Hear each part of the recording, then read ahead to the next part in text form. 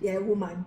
What do you know? You know, always is like every person you encounter, they're trying to test your knowledge. If they say, oh, this girl made the first class, blah blah, they'll be asking you questions. You're like, how does that have anything to do with this situation? Why are you trying to test me? I'm not coming for your job. So what is the issue? You know? Yeah, you know, as I mean, it's that narrative, isn't it? As a woman, I think the challenges as well, isn't it? It's different. Even a woman of color as well. All of that.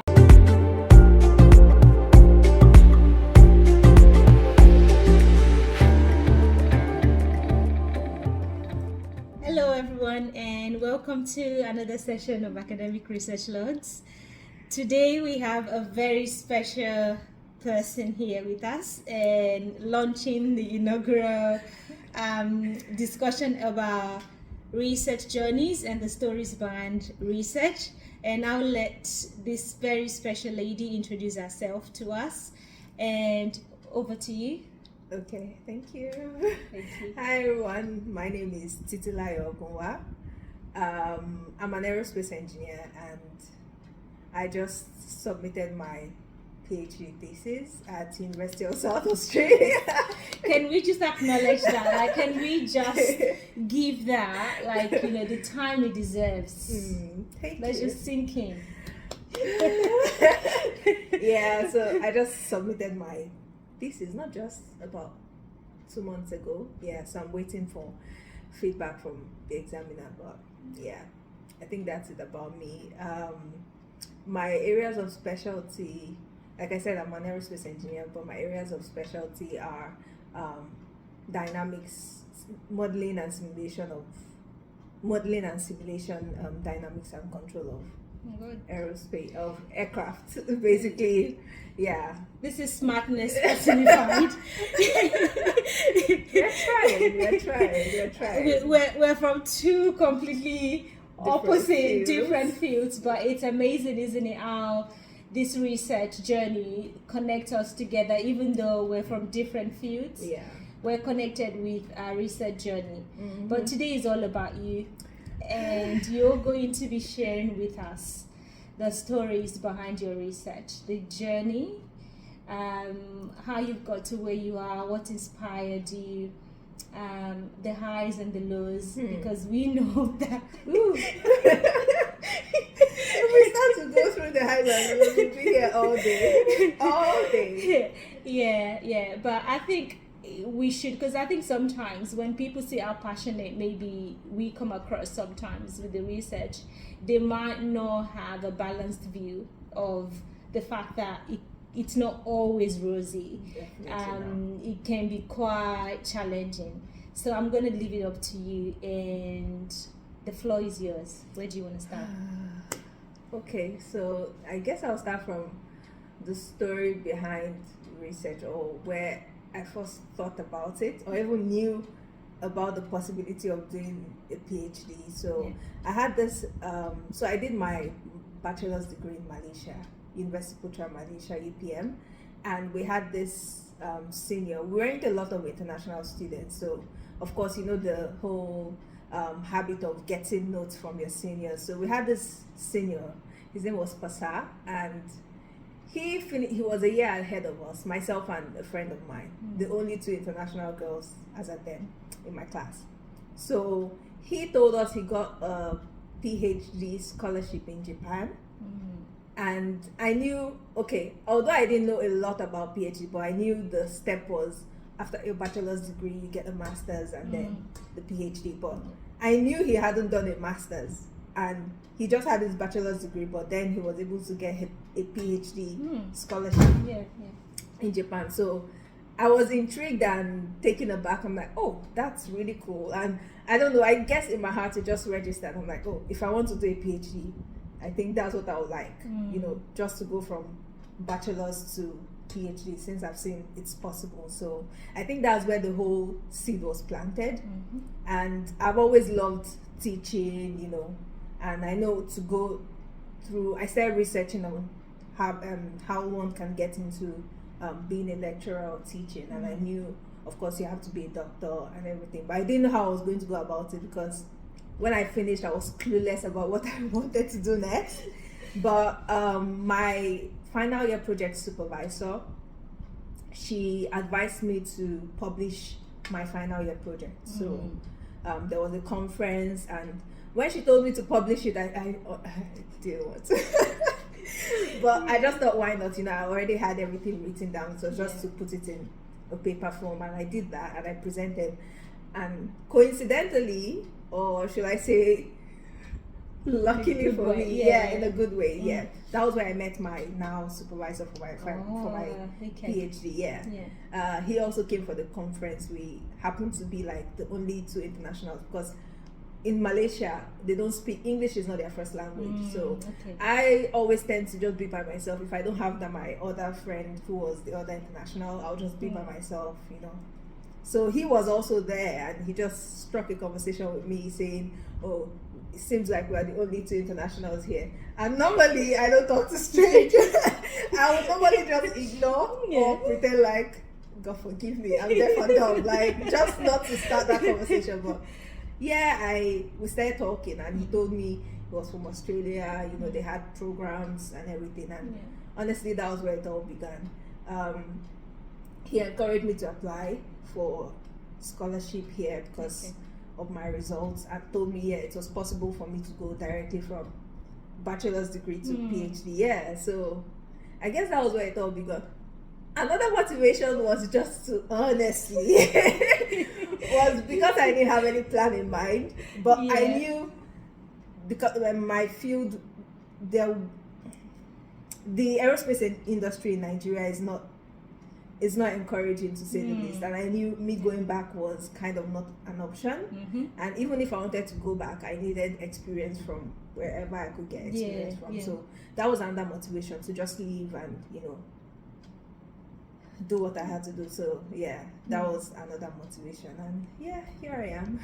That's really good. Thank you for sharing that journey with us. And I think it's interesting to see the pathways that everyone sort of takes into their journey, because it's different for everybody. And I think one thing that you mentioned that really struck me was the fact that sometimes we don't know, we're not aware the pathways that we think, oh, this is the only way to get in through, probably is not. You just need to have the information of you can go through this way, and then you'll be able to get it.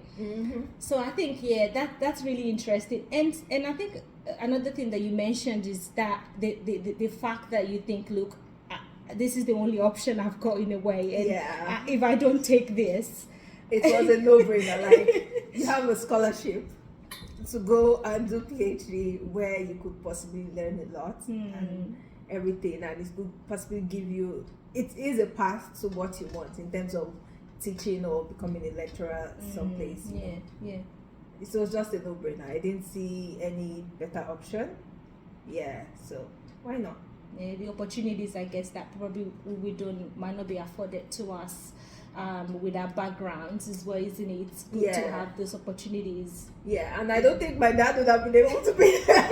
It's a lot of money. I know he cares for us. He does his best, but come on. No, he has already sponsored me for my bachelor's degree, and I didn't always. Education here as an international student is expensive. It is expensive. So the opportunity was on time. It was timely and just what I needed at that time. That's good. So that's how you found yourself in Australia?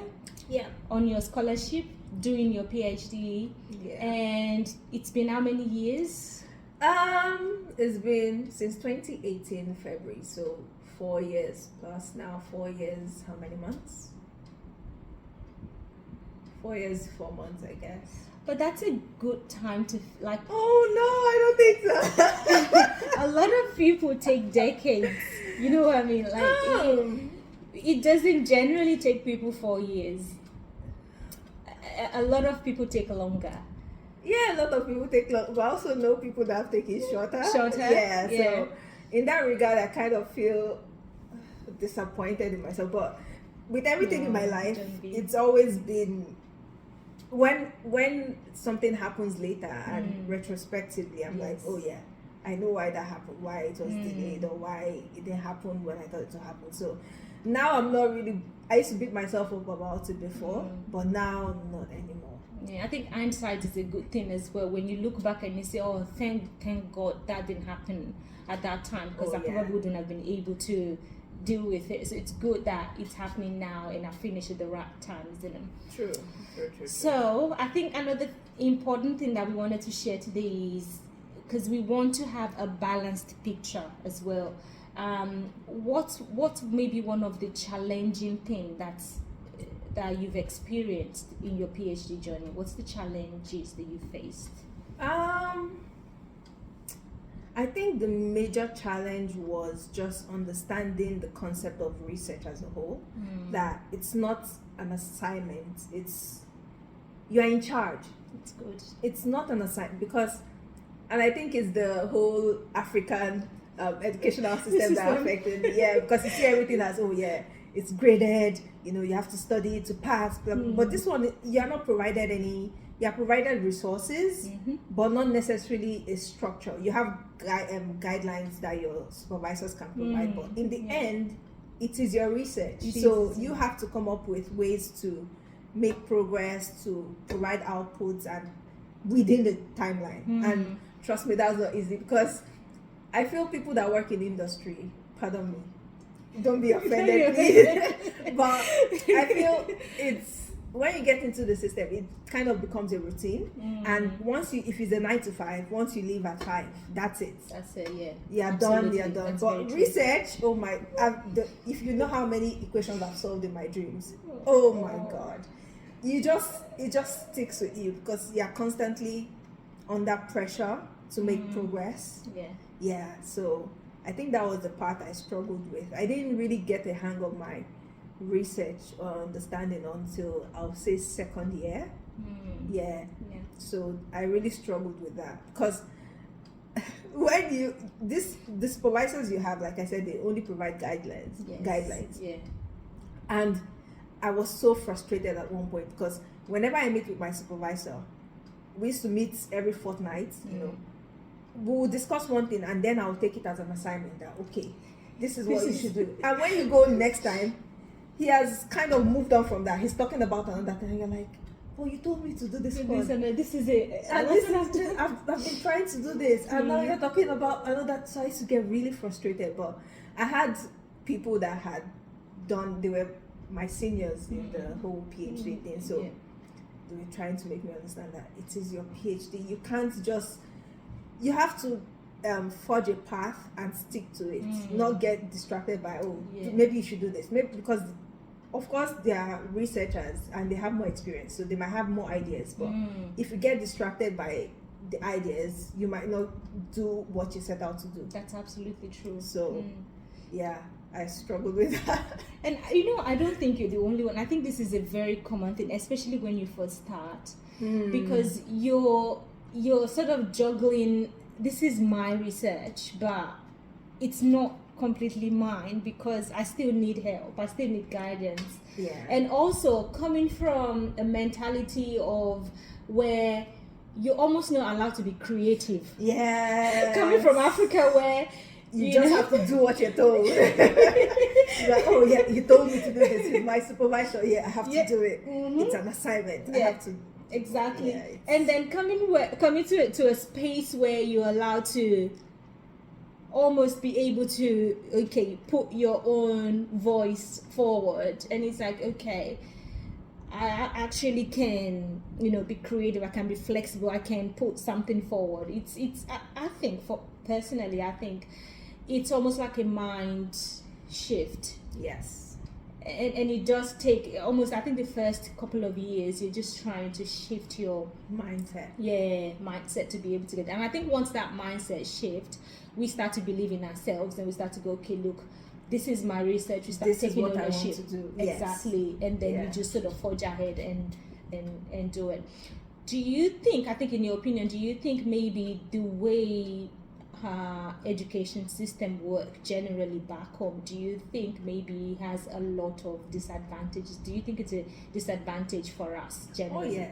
And I don't think it's just because everything spills back from culture, it spills into our educational system. That whole a child, you don't know anything, just do as you're told.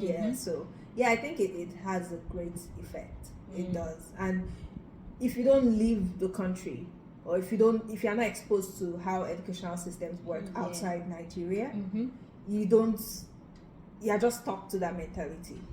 You don't get to experience being creative, putting your touch to things, and just coming up with ideas. You know, because even if you come up with the ideas, you get shut down by more experienced people. They're like, who are you? How many years do you have? You know, I can see that African. Yeah. Who are you? What do you know? Small girl. Yeah. this one. It's annoying, but yeah, it is what it is. I hope the plans are. Anyways, I hope it changes. But I think it can be quite disappointing as well, because I've heard people who said they go outside, do this, do their study, higher education, PhDs, masters, and come back, maybe go back to Africa and go back and try to fit in, but it's so hard trying to fit in. They're almost not accepted because they think, oh, you're there to take over their jobs, or you're there to intimidate, and it makes me wonder what's the issue there. Why is that an issue? It should be a case of where we share knowledge, where we grow together, and this is where I'm coming from, let me see where you're coming from, and we can collaborate and work together. But I think that's another session if you start to dissect even from personal experiences, oh my god, it's like, for me it was like, you're young, you're a woman, what do you know? Always is like every person you encounter, they're trying to test your knowledge. If they say, oh, this girl made the first class, blah blah, they'll be asking you questions. You're like, how does that have anything to do with this situation? Why are you trying to test me? I'm not coming for your job. So what is the issue? Yeah, as I mean, it's that narrative, isn't it? As a woman, I think the challenges as well, isn't it? It's different. Even a woman of color as well. All of that, it comes into it as well. You still feel like you have to prove yourself just a little bit more. With every breath, justify why you're breathing. Why did you breathe like that? No, you can't breathe that way. You can't breathe that way. It's so frustrating. It's like, just leave them. Go do your thing, and then maybe later when you get more well, that's what I'm thinking. Maybe when one gets more experience, more what do they call it? When you just get more experience in the field, when you're more known, maybe when you go back and make a change, they will listen. Because but you think, can address that. Do you think? I think my thought about that is, even I think the higher you go, the more the more I think challenging it might be. Oh my god. I think, yeah, actually, because I think it's just, you just have to answer to different people again. Different people that might, maybe, it might not be the same set of people that will challenge you. It might just be another set of people, another high caliber set of people that you would have to prove yourself to again. So I don't think it's something that would ever sort of go away. I think you probably get better. You get better at handling it. You don't let it face you anymore. I mean, we just sort of develop that thicker skin where we go, okay, I've done this before. I know your type. It's gonna be okay. I like that. I like that energy. I love that energy. Okay. You want me to prove myself? It's okay. Look at my CV. Look at what I've got. Yeah. So, unfortunately, it's just the way it is, isn't it? Yeah. We'll get this. We will. So, I think another thing that I also wanted to touch on today is what's some of the highs for you? Like, can you think of maybe some of the things that's been, what's brought you, when we say happiness in academia, what's some of the things that sort of say, oh, wow, that's just really satisfying for me? In academia particularly. I'll say the teaching experience, because like I love to teach. If I have a knowledge, I love to pass it across, which it's just something I love to do. So I got the experience to teach a course, to lecture a course in my was it first or second year, 2019, and even this year as well. And although it was less fulfilling this year, I've told you all about it, but it was nice, to just teach. Yeah, I think that was a high point. And also, with someone like my supervisor, he takes care of his students. So he's not that supervisor that just leaves you to do everything on your own. He's involved, and even if he has other projects that are not necessarily related to your project or your topic, he tries to involve you just to give you that rounded experience. So that's good. One thing I appreciate. So yeah, he's been really amazing in that regard, just trying to expose you to as much as he can. And I think one thing I just remembered now that maybe I probably wanted you to talk about is when you talk about supervisors as well, do you think maybe coming from a background where we've always been sort of told this is the way to do it this way and you're going to do it that way, do you think maybe a sort of supervisor that's maybe well involved would have better suited, like in that first couple of years, would that have been a good thing, or maybe not? What do you reckon? What's your opinion? I think a supervisor that is involved is definitely better, because knowing some of my friends and the kind of supervisory experience they have, I don't think I would have been able to finish if I had that kind of supervisor. I don't think so, honestly. Sometimes I even think I'm spoiled with regards to my supervisor. I think I'm just spoiled, but that's what helped me. I know supervisors that they don't even talk to you about your research. They just leave you to your own devices, or they are very strict. And I think some supervisors take advantage of that, especially if they know that you're from a background where you have to respect your elders, you can't talk much. That was one thing my supervisor changed now, like that mentality. It was like, I'm your colleague now, you have to see me, although I'm your supervisor, but you have to see me as a colleague, because only then can you then challenge me, challenge my thoughts, my thought process. But if you think of your supervisor as, oh, my boss, my elders, he's the one that gave me this scholarship, he can take it away from me, that kind of makes you conservative in your thinking. There's that power imbalance. Exactly, that's the word. So I think that was one thing. With regards to that, I have the best supervisor. So that works for you. So someone that is involved, is definitely better. And so a place where you feel like you can express your own ideas, he can express his ideas, and you can sort of say, oh no, yes to that, no to that. Okay, all right, and that's good. So I think really it's been good to chat with you and to get your experience of how you came into research and how all of this started for you, the pathway. Actually, I wanted you to maybe talk about your own pathway, because I know everyone's sort of aware of the master's pathway or the honors pathway to PhD, but I've never actually heard of your pathway, which is the BSc pathway straight to PhD. Me too. I've never heard of it until that my senior. But it's apparently, if you just have to be strategic about it. And although I wasn't, it was just chance. I just happened to have published a paper, because they have to look at your.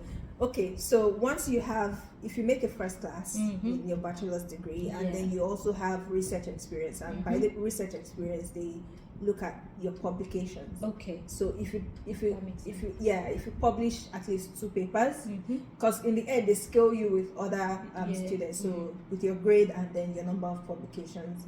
If you meet those criteria and you have a supportive supervisor, because that's another thing, finding a supervisor, because here before you apply you need to have a supervisor. So once you have a supervisor and you have those qualifications, there's a high chance you get the scholarship. That's good, isn't it? That's the first time I've never heard of that pathway. I thought you knew that. No, I've never heard of it. So I think this is good to start, having these conversations so we can share information and just get, because and when you were saying it, I'm thinking, I've never heard of that. I didn't know you could do that. But obviously there are criteria as well. And I mean, Yeah. you are an intelligent and very smart, I'm sorry. very smart woman as well. I think the criteria of you have to have that track record to be able to skip all of those other things, all of the prerequisites. To be able to go straight into it. So, but it is doable. Yeah, it course. is definitely.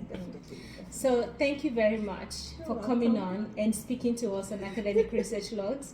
I'm sure we will still see you because we've sort of touched on some things that's part of the, part of some of the agendas for this channel.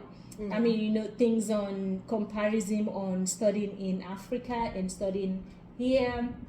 Things on differences of the pathways, being a woman of color, and studying the issues that are peculiar to us as well. I think all of those things we'll be able to talk about in more depth as well at some point. But thank you so much for coming. You're welcome. I know you've taken time out of your busy time. It's a pleasure. But thank you, and hopefully we'll see you again soon. Thank you. You're welcome. Bye.